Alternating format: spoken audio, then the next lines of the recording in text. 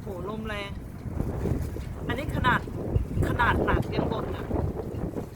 นี่เป็นอิฐหนักนะอิฐหนัก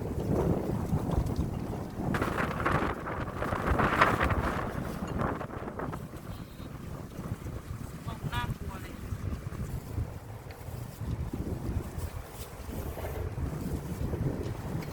ขนาดหนักแล้วเนี่ยมันยังพัดหลบได้